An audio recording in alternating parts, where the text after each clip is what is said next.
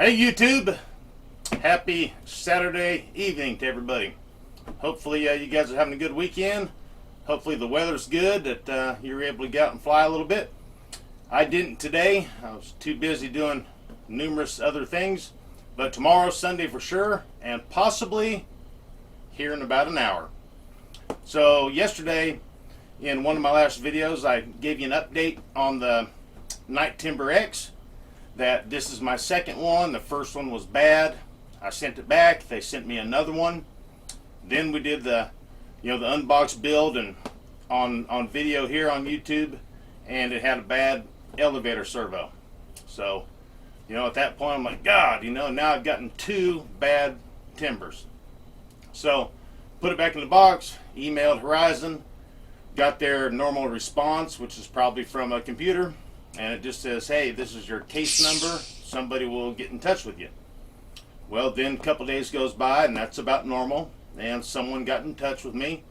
And that person asked for a picture of my receipt, where I bought the plane, what was wrong with it, a picture of what was wrong with it.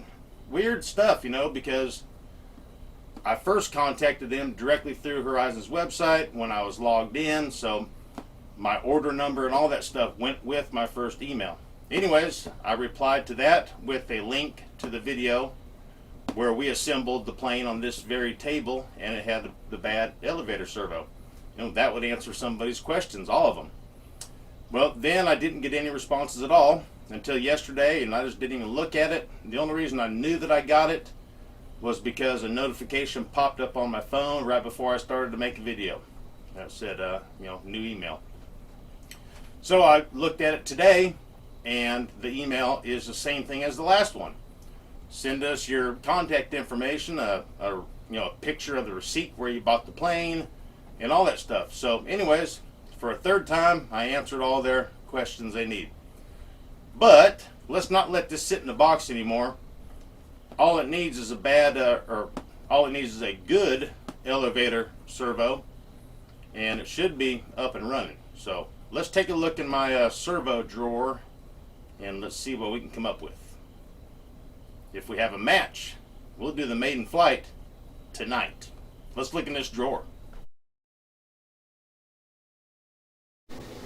If you want to win this jet, all you have to do is subscribe, click the notification bell, and the like button.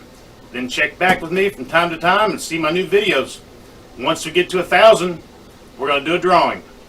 I had a drawing at 100, and only 30% signed up. With those odds, it could be a 1 in 300 chance. Subscribe. Check me out, guys. All right, close your eyes real quick. I don't want you guys seeing the behind the scenes all that much. So, oh God. All right, down here we have servos. So we're looking for one about this big, but a good one. These are some real good digital servos right here.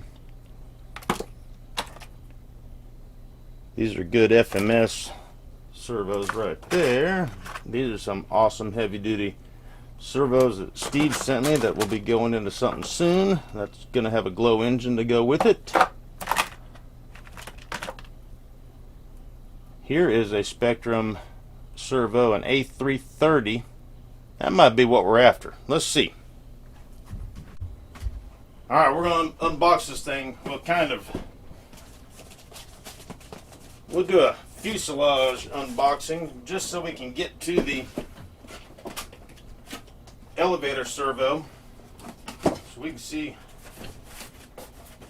what kind of room we got to work with and all that stuff.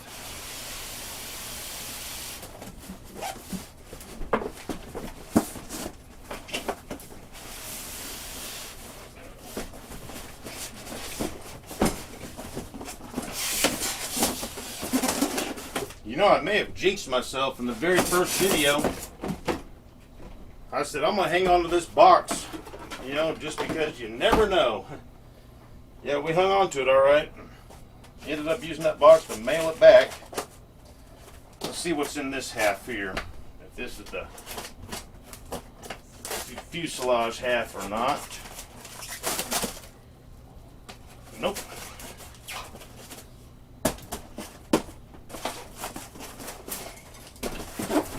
Half number 2.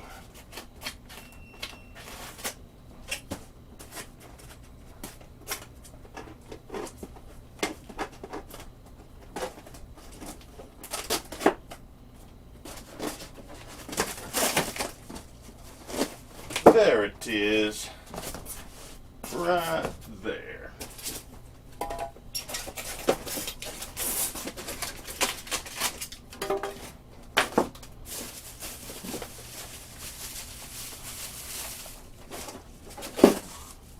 One of the wings.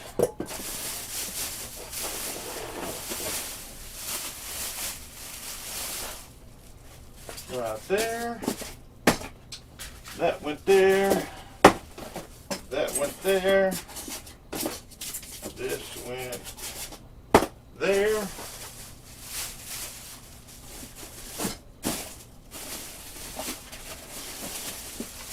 And then the wing can go there.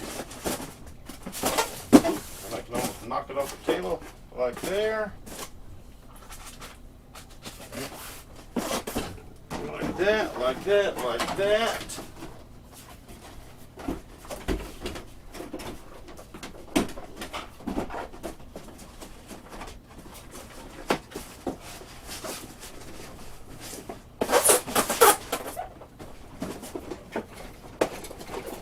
And like that.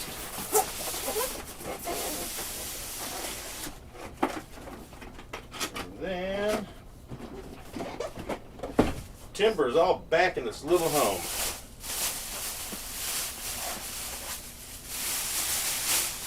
Oh, what a beautiful plane. You know, this thing is actually really good looking. All right, so let's get the other camera and look down in here and let's see where exactly this servo is we need to take out. Okie dokie. We are looking in the well, your local power company. This is how they route electricity to every single home in America right here. Look at this. I mean, that is just embarrassing. I tell you what, I got to show you guys something. This is the FMS multi-board. In some of their plug-and-fly planes, I don't know for all of them, but some, they have this board. And then these wires right here would plug into your receiver. And on the board, it has corresponding channels. That channel 4, channel 2, channel 1, and channel 6 are all facing us. And then these ones going off to our left are channel 5. Anyways, these two wires right here are the only ones we're going to talk about for a second. Okay, right here. Those go to the wings. And this right here is inside the fuselage. This right here is inside the fuselage. Alright. And these pins, these receptacles, are sticking outside of the fuselage. Alright. Then, on your wing is the other side of this plug right here. So when you put your wing on, there's the connection, right?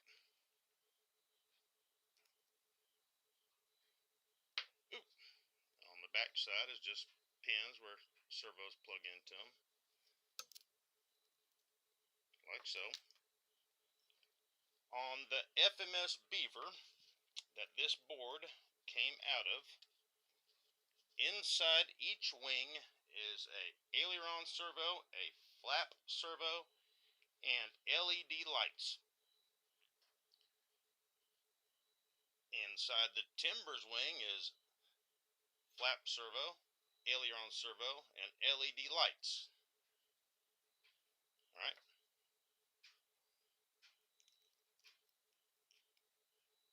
Just like that. So back inside of T-Mobile's cell phone tower. We got all this that goes up to the wings. Here is a Y harness for the ailerons. Here's a Y harness for the flaps. Here's a plug for LED lights, and you have to plug other LED lights in there. So I might just figure out some way to put those quick connectors in this plane, where when I install the wings, instead of 4 separate plugs, I can just have 2. Something for thought. Alright, so, elevator servo. Where are you? Where are you? Where are you? It is... Good God. It is... right there. So I guess let's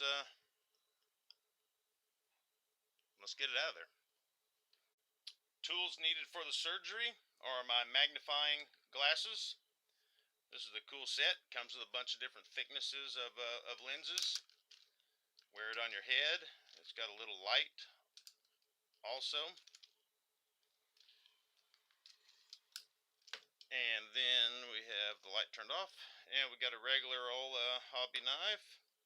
Another hobby knife that I've bent a 90-degree end, or bend on the end of it. This little gizmo, I think it's for crochet, just because I found it in a box that had like yarn and other stuff in it. And then this, I think this is some kind of a tool for eating shellfish, you know, maybe digging out crab meat or something, I don't know. But I use it for the surgery we're about to do. And we need a couple more tools. We'll need a little tiny Phillips screwdriver.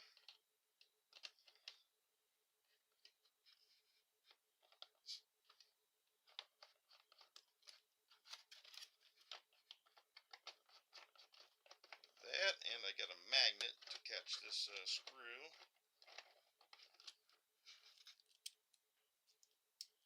Like so. And then need to get this servo's no good. It really doesn't matter, but see if we can get this thing off. There we go. Now we need to unplug the elevator servo.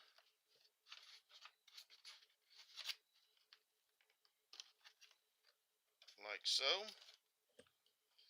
And I don't know if you guys can see this glue holding it in. It's not hot glue.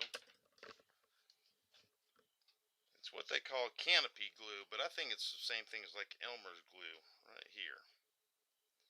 And it doesn't dry like hard. It still stays kind of a, I don't know, a gooiness or flexibleness or something. So I think first, I'm just going to try to run this blade down the side of it here.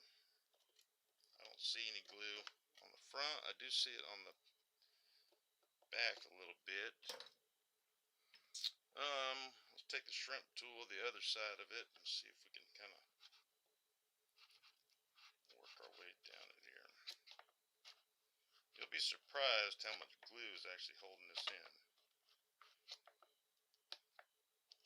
Probably not much.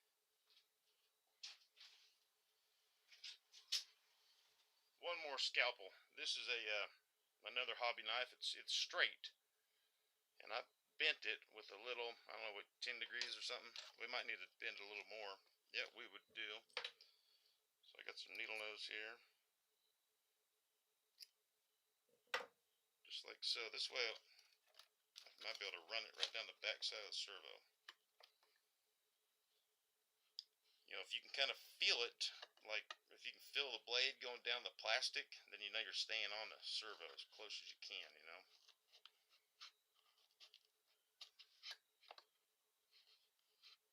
And you can kind of feel the glue too. You can feel the gumminess you're cutting through. in, we'll take the other end of our shrimp tool here and see if we can't just pry it out of there.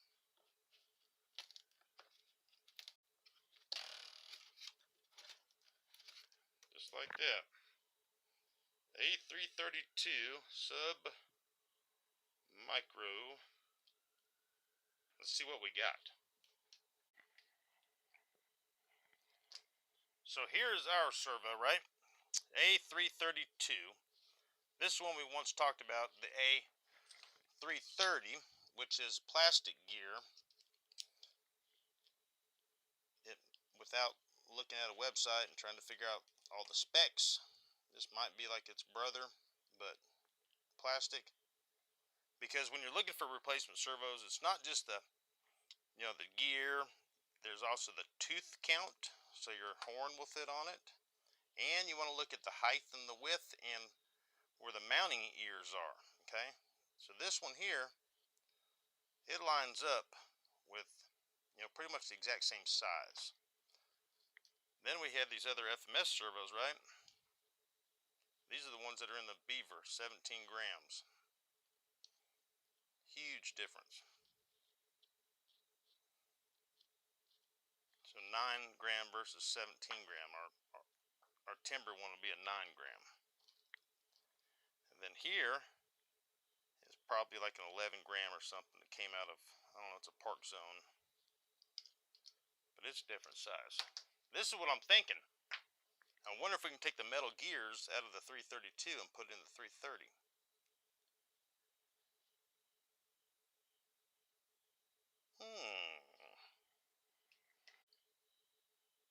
Alright, so I'm going to take apart the plastic gear one here. Just look inside it real quick and then decide if I'll try to swap out the plastic ones for the...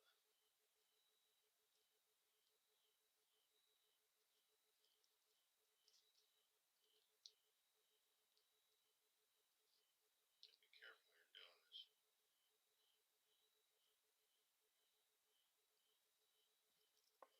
Leave everything intact.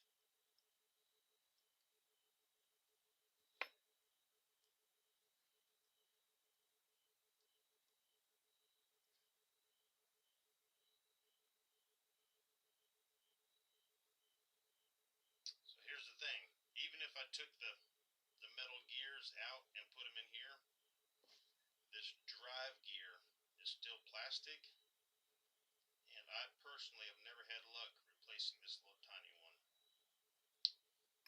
So let me do some thinking. The timber's back in its box. Here's the reason why. Because I don't have the exact servo to put in there, and I don't want to cut the plane up to put a different size servo in there. So it's back in the box.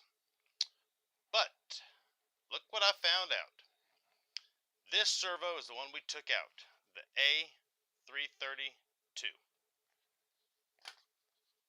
The one in the middle is an A330, plastic gear, the exact same size servo. The case is the same size, identical, plastic versus metal. This one in the far right came out of an apprentice, okay? I have all the servos centered, all the arms are all facing to the right, connected to a old school servo tester with a battery. I'm gonna activate the servos and they're gonna go back and forth and take a look here when I get there. Alright, they're all facing to the right. You notice something going the wrong direction? Both of these are turning the same way, and the one we took out is not. So, that is a reversed servo. I checked a few other servos just to make sure that these weren't reversed and this one was regular. But it is definitely a reversed servo. If I had a, well, let me tell you on the other camera. Well, reversed servo. Oh, and apologize for the volume. You know, this is not Hollywood, but I'm getting there.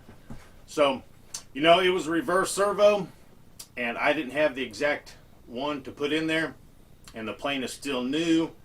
I might end up having to mail this one back. I mean, who knows? So I don't need to be hacking it up. If this was a plane that I flew, you know, I fly all the time, and I just had a bad servo, yeah, we could do a little hacking, and the travel direction really wouldn't matter, because with the power of forward programming, which is how we program our receivers right from our transmitter, which is so cool that you can reverse the servo travel direction, just, you know, click click, and you're good to go. So anyways, in this particular case, I'm not going to cut it up. I didn't have the exact one. That plastic gear servo that, you know, didn't turn the right direction, I don't think it was strong enough anyways. So that's that. So that'll be all for this video. Hope everybody has a great weekend and get out and do a little flying tomorrow. I am, and I'm already starting to get things ready in my head. You know, what I'm going to take out there and so on. So, all right, guys. Hey, subscribe if you haven't. We're going to mail this FMS Avanti up pretty soon. We're like 170 away, which is awesome, from the 1,000 mark. So, all right, guys. Hey, once again, thank you. And until next time, you'll see me here. Yep, you got to hit that damn thing right there. All right.